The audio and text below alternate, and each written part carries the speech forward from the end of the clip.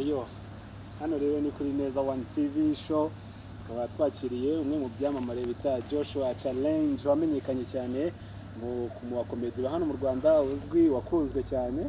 Tugira ngo rero Joshua tangire wibwire abakurikiye kuri Neza One TV mbere na mbere. Yeah, of course, Joshua, comedian. Benshi bakaba banzi nk'umunyarwenya, of course. Abandi bakaba banzi nkaho ndi umuntu wemera ibyana biterwa, of course, n'uwariwe. Yeah man, no Joshua rero abandi nanjye kuri Neza TV. Okay, Joshua, urakoze cyane kuba witabiriye ubutumire bwa Neza One TV. Yeah man. Kugira ngo rero ubundi tubwire Joshua watangiye ute muri kariyeri yawe ya comedy, kuva utangiye nyine kwinjira muri no industry. Muri no industry ya comedy. Sha long time ago, nyiri umwana nibwo bino bintu nabitangiye. Nibwo natangiye kwinjira muri comedy ya industry. Sanaga ari ibintu wavuga ngo byaje wenda ari uko nabyigiye ku bandi se cyangwa kuki. Mu buzima busanzwe mba ndi simple, nyine ndi umuntu uri humble, simple mu buryo runaka. So kubitangira kwanje biterwa n'ahantu uba utuye, of course, n'ahantu uba abantu mubana. So uburyo muba muri funny, uburyo muba musererezanya niho bigenda bikurira. Wagera noneho mu bigo by'amashuri bikaba nk'akarusho, ugasanga nyine akantu kose uvuza abana baraseka. Bamwe bakakubwira se wazajoyininze bano bantu ko mbona musetsa kimwe, ko mbona ntacyo bakurusha. So bikagwa courage nyine runaka, bigatuma joyininga na babandi nyine. Nanjyeyo niko byaje. Secondaries, primary, I used to be funny, you know. Mba mu mashuri nyine muri class, sanga nyine igisubizo cyose utanze kiba kiri fane, ibintu byose ushaka kuganira biri fane. So abanyeshuri bakagutera courage, ese kushitabuye umunyarwenya runaka, then nanjye bigatuma nyine ngira so nza kujoyininga comedy night. Comedy night ndayijoyininga, then finally bigenda neza, biza gucamo neza fresh. Njya ku stage akomeye bya sana, bituma ngera ahangaha ngeze ubu ngubu. Joshua, abantu benshi barakubona usetsa abantu, bamwe bakobwa ati Joshua kabisa no mu comedy bimurimo. Ese Joshua ubundi aho wavukiye hehe, wize hehe? Ya kugira ngo abantu nyine bahe address Joshua, amashuri afite angana iki, aho yigiye, ya ndetse n'ubundi buhanga yaba afite atari ugusetsa gusa. Okay, Joshua is born in Uganda. Uganda niho navuga ko navukiye. Then mere no umugande, then papa no umunyarwanda. Bitewe nyine no guhunga n'iki biba ngombwa ko tugaruka mu Rwanda. Then biza kurangira nayo joininze no industry ya comedy, of course. So kwiga amashuri yanjye ntago nigeze nigira Uganda, uretse amashuri ya nuza ya naita baby class session nyine niyo nigiye Uganda. Nuza middle, top class, middle class na muri make ni nursery muri rusange, nakubyibuka neza. So nibyo bintu nigiye Uganda, then finally nza kuza mu Rwanda, njya ku kigo bita Hillside kiba Nyagatare ka Gitumba, cya boarding. So nicyo naje kujyamo, niho nakomeje primary ndayiga, then ndangije kuyirangiza njyaho bita Kagarama Secondary School. Yahozwe ari International Academy, imiza kuba Kigali gutya ibintu nk'ibyo ngibyo. Ubu ngubu ni Kagarama nyine niho naje gukomereza bandasoje. Kagarama nahize Orevo nyigira kuri IPRC hano Kigali, amashanyarazi, electricity. So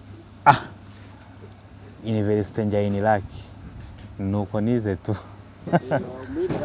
Inirake nize marketing. Ukora marketing?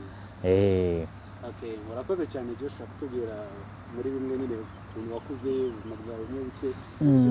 Unatubwira no kurije muri no industry ya comedy hano mu Rwanda. Tugiye ngo tubwire nize challenge wagiye uhura nazo umara kwinjira muri no comedy industry hano. ni nyinshi cyane, ni nyinshi cyane, cyane cyane uhereye ku ma stage. Urabizi iyo umuntu akizamuka nyine nk'umupeti uri talented ufite impano yo kuririmba se cyangwa y'ikintu runaka, akenshi ikintu cya mbere kugira ngo kikuboostinga nyine kikuzamure ni stage z'ubuntu. Ni ahantu nyine ugenda usaba ama stage y'ubuntu.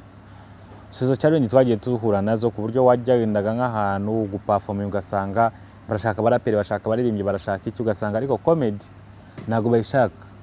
Kubera iki? Kubera ibintu ugiye kuvuga bishobora gutuma abantu bajya hasi baba bored, bakaba bashaka bya bintu nyine biba bishyushya abantu. So ukagenda ugasanga hamwe barakubwiye ngo kugira ngo tuguhereze stage ugomba kubanza ukishyura, aho ukishyura nk'abandi bantu nyine, ukishyura, amara kwishyura entrance, wagira bakakubwira imyanya yabaye myinshi, abantu bari performing ni benshi cyane, ugasanga nyine biguciye intege, ugasanga ushaka no kureka kariyeri. Challenges ni nyinshi, hari n'uburyo wakandagiraga, kandagira ahantu uva Kicukiro ugiye Nyamirambo guperforminga, ahantu mu kabari, ahantu hehe, ugasanga nyine ugezeyo n'abantu nibasetse nyine, ugasanga nabyo birakubangamiye, nayo ni yindi challenge uhuye nayo. So iyo wabikoraga nk'inshuro nk'eshanu ukabona ujyana nk'abantu badaseka, icyo gihe byakuberaga imbogamizi. Muri no comedy rero nyarwanda, performance ni fresh cyane, zikaryoha iyo uzwi cyane. Iyo utazwi biragorana cyane. Hari igihe ugenda ahantu abantu batakuzi nyine bakavuga uyu nguyu yagiye kubibishya nyine, ntacyo ari budusetse, ntacyo ari budukorere, ugasanga nyine bibaye ikibazo. Ariko iyo ugiye uzwi, tuvuge nk'ubu ngubu wenda akazina kanjye gafite aho kageze runaka, uburyo banyakiramo bankomera amashyi bituma ngira nanjye courage y'ibyo ngiye gukora nyine, bigatuma mbivugana nyine confidence nyinshi cyane, bigatuma nera brage nisanzuye. Kubera iki? Kubera ko harimo babafana nyine babandi bansupporting. Abo bafana rero iyo bakwakiriye neza, ndizera neza ko niyo uvuze ikintu kidasekeje mu kiganiro cyangwa se muri show runaka, hari igihe baseka ubusa, hari igihe baseka nyine kubera ko aba ari wa mufana ubuzwi, ni wa muntu ugufana nyine aba ashaka kugutera courage, agapfa guseka nyine runaka. So iyo uzwi cyane biragufasha, iyo utazwi biragusaba nyine ngo, no muri music nuko, muri music mu bigo by'amashuri ushobora kugenda ahantu ugaperforming ugasanga abana baguteye bataranumva impano yawe, so wakomeza ukaririmba bakaba aribwo batangira kugufana. So ibyo byose ni challenges twagendaga duhura nazo, zo gutaha amajoro, zo gukandagira, zo kubura amatike, zo kuserera n'ababyeyi, gutaha ijoro. So ibyo bintu bibaho man. So niyo mpamvu rero kabisa izo nizo challenge nagiye nkura nazo muri no industry ya comedy. Noneho utanze wenda nk'ikigereranyo ukarebye ukuntu ikigiye byabagoraga, mwabanzaga nyine mukasoringa kugira ngo mubashe kubona nyine ukuntu mujya guperforminga, nihe difference iri hagati ya comedy y'iki gihe n'ubu ngubu mubona bimeze bite? Ku bana barimo baraza ubu ngubu, cyangwa comedy y'ubu ngubu ukuntu ihagaze niyo ya mbere ukuntu yari imeze? Ubu ngubu ni fresh, ubu ni fresh kabisa. Kozi ngenda byibuka neza naje muri no comedy industry neza mu buryo buri professional muri 2016 hagitangira Factory kuri RBA, nibwo nayijemo. Icyo gihe mu by'ukuri nta baterankunga benshi bari bahari, hari itsinda bita Comedy Night. So Comedy Night niyo naje kujoininga, maze kuyigira ngo ni joininge biba bigenze neza. Maze kuyijoininga, then turaganira, turagira, bagenda banyunganira nyine fresh, ariko n'amafaranga yari arimo nyine ya danje, nta mafaranga muri Comedy Night yari arimo. Twataramaga ibitaramo ugasanga sari ruzuye, ariko wagenda ukareba abantu bajemo bose hafi n'abaterankunga, ni protocole, kandi then wowe nk'umuntu mushyashya ukiza ukagenda ucomplaininga ko abantu bari buzuye ko kibamaye 3,000, kibamaye 2,000 bingaye, nyine ugasanga ni imbogamizi, ni ikintu nyine kikubangamiye nkawe nk'umwapcoming nyine.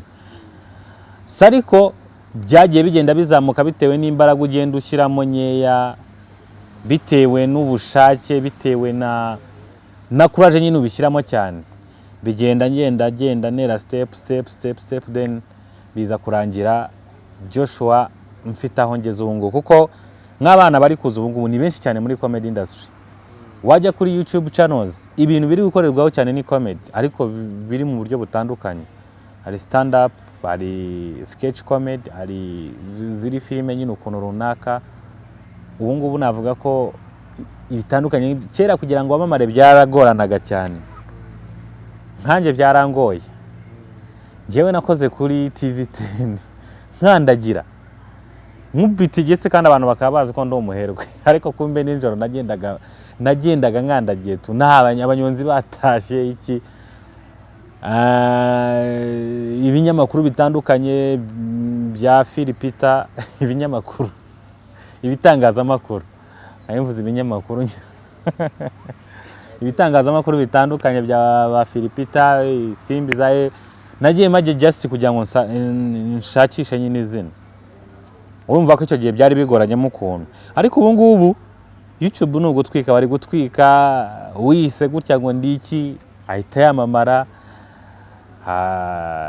So no kuvuga ngo kera byari bigoye cyane kurusha ubu ngubu. Ubu ngubu ho kwamamara biroroshye, kandi amafaranga ari kwinjira, abaterankunga barahari.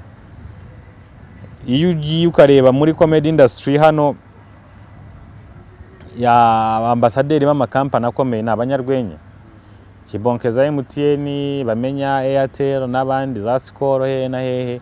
Subona ko ubu ndabizi bamwe bari kwibaza Joshua ko mbona we utivuga wowe uri hehe. Nanjye ndi kuri RBA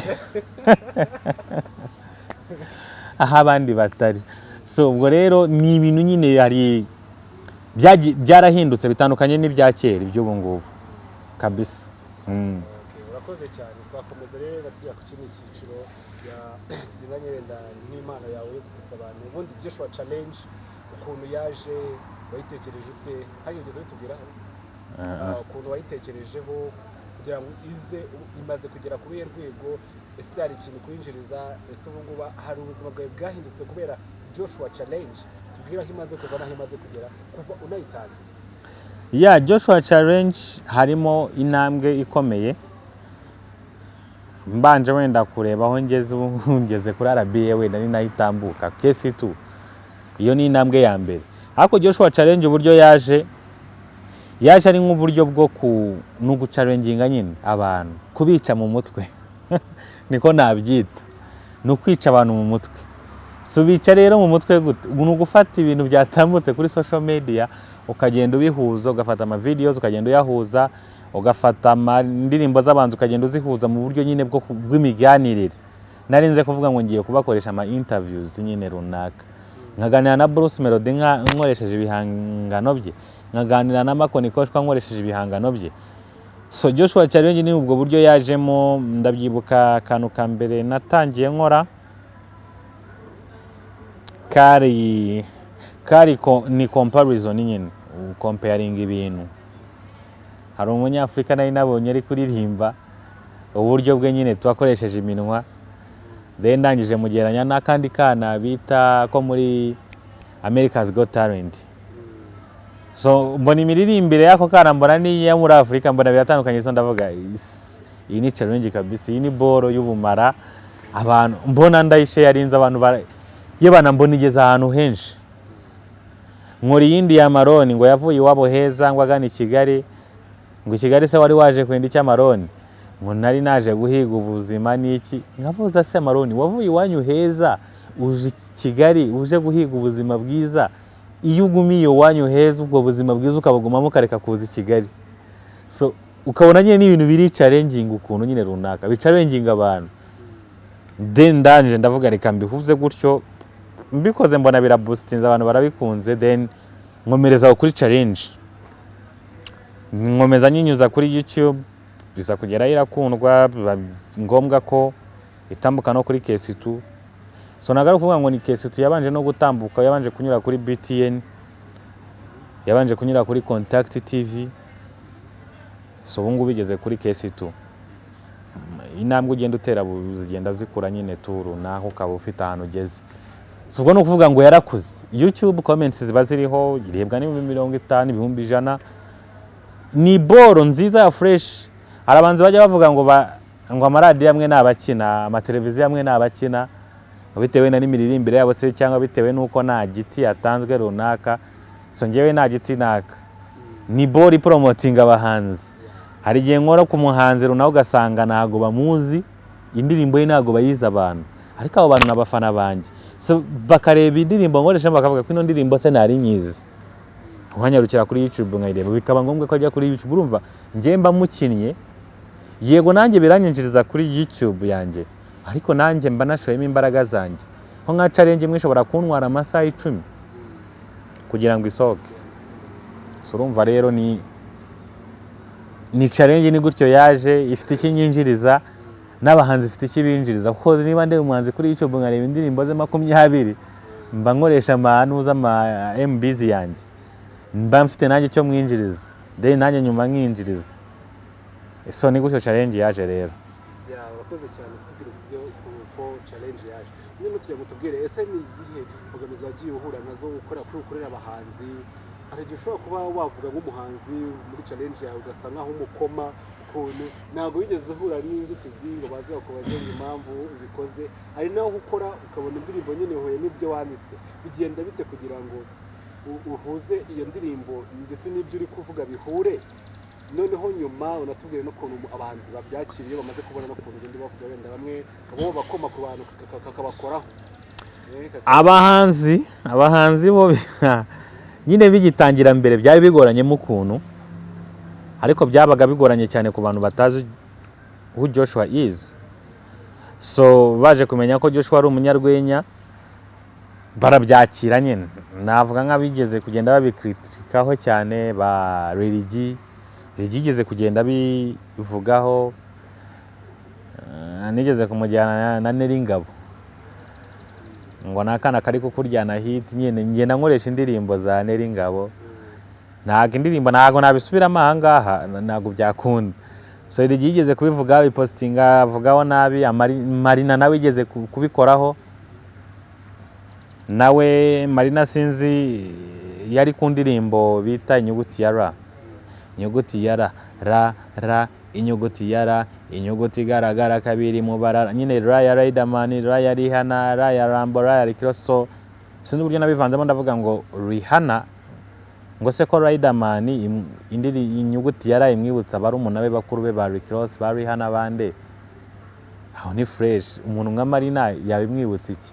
Inyuguti ya ma, vuga maraya, mayibobo, iki. So urumva Marina nyina bigiraho ikibazo, n'aba Davis D nabavuzeho ngo diarrhea, diabetes, ibintu nk'ibyo ngibyo ubona ko babigizeho ikibazo. Ba Safi Madiba na Shaddy inyuguti ya sa bibutse iki? Vuga satani, vuga ibintu nk'ibyo ngibyo nyine tu.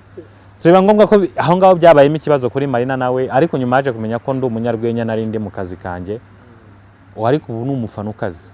Marina ni umufana wo ku rwego rwo hejuru, nanjye niyo mpamvu umufana kubera ibihangano bye. Navuga ko ari abo bantu byigeze kuba ikibazo gusa, abandi bo ni fresh, barabizi ko Joshua ndi umunyarwenya, bazi ibyo nkora, babazi ko ndi gubraga, ntago mba mbikoze mbigambiriye. So kuri iyo side ho ni fresh, ubu ngubu bimaze kugenda bimera neza. Okay, urakoze cyane ku biganiro by'uduha bigiye bitandukanye. No tugira ngo tugana nko ku musozo, tugire Joshua nyine utwereke impano yawe, abantu bakurikiye kuri Neza One TV barebe Joshua impano imurimo yo gukora wenda Joshua challenge. Nimba akantu wahita dukubitira ahangaha kuba wa challenginga nk'abantu cyangwa comedy iyo ari cyo cyose, kimwe muri ibyo ngibyo muri Joshua challenge cyangwa muri comedy isanzwe. Ibyo bintu ni ibintu biba bigoranye cyane kugira ngo ubwire umunyarwenya gutere brage. Biragoye cyane, gusa akenshi tureba ibitrending, ariko muri no minsi na bintu biri gutrending. Si n'ibitrendinga gusa, tureba nyine ibintu biba biri aho ngaho, biba biri simple nyine bisanzwe. Urabona nk'ubu ngubu muri kino gihe turi mu gihe cya Covid. Urumva muri kino gihe cya Covid, nkanjye Joshua ndicara nkanaliza, nkavuga ino Covid yaje te byatewe n'iki? Ese yaje sanga baye, yaje sanga iki?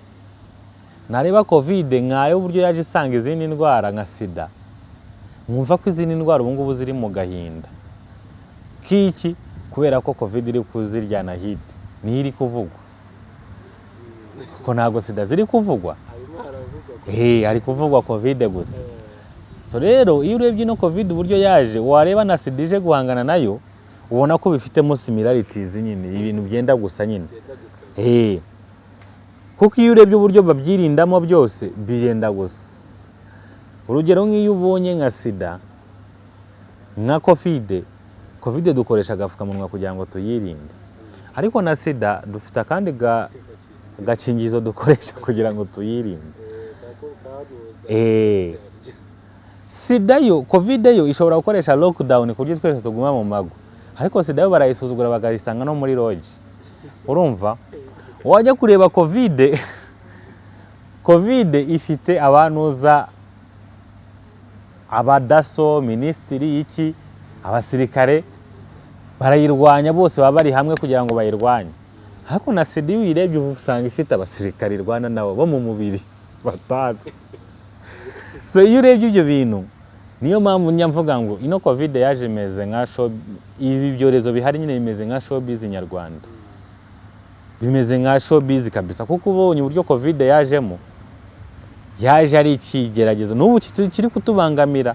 Ubu ndakigereranya n'umuhanzi uri kutubangamira muri no minsi uri kubangamira abandi, kuko ubonye ibirwara byagiye biza hariho sida iriho yaraje yakubita ijya mu birere ariko igabanya hit nyine, hit iragabanyuka ijya hasi, harangije haza izindi ndwara nk'ibicurane by'ingurube. Nka sida ubu ngubu wayigereranya nka ba makonikoshwa ba Miss Jojo baracyaririmba yego ariko ntago bakiririmba nka mbere nyine bari aho ngaho. Iyo niyo sida turi kuvuga. Noneho haza ibindi birwara nk'ibicurane by'ingurube byaje bikubita rimwe ngo bihita bigenda. So wareba ibicurane by'ingurube abahanzi ushobora kubigereranya nabo muri ino minsi uburyo byaje bigenda, n'abahanzi baje ikigiye bakahita bagenda. Icyo gihe urebamo ba Syntex ukarebamo ba Sharina Nina baraje barakubita ngo bahita bagwa nyine baguye nk'ibicurane by'ingurube. So haza abahanzi nka ba Maroni bandi abo ngabo ba Buravan, ibyo ni ibicurane by'ingurube. So noneho nyuma haza kuza icyo twakita Ebola. Ebola nayo yaraje kubita rimwe ngo ihita imanuka. Iyo yaje ari nabita nk'abandi muri iki gihe nka ba Bushari yaratwitse igisupusupu. Iyo yaje ari nka Ebola irakubita ngo ihita ijya hasi. Ubu rero turi kwibaza nuza ninde covid ninde. Covid ninde nuwo bita Bruce Melody, niwe ubangamiye abanyarwanda. Iyi nicyo cyorezo dufite ubu kiri kutubangamira.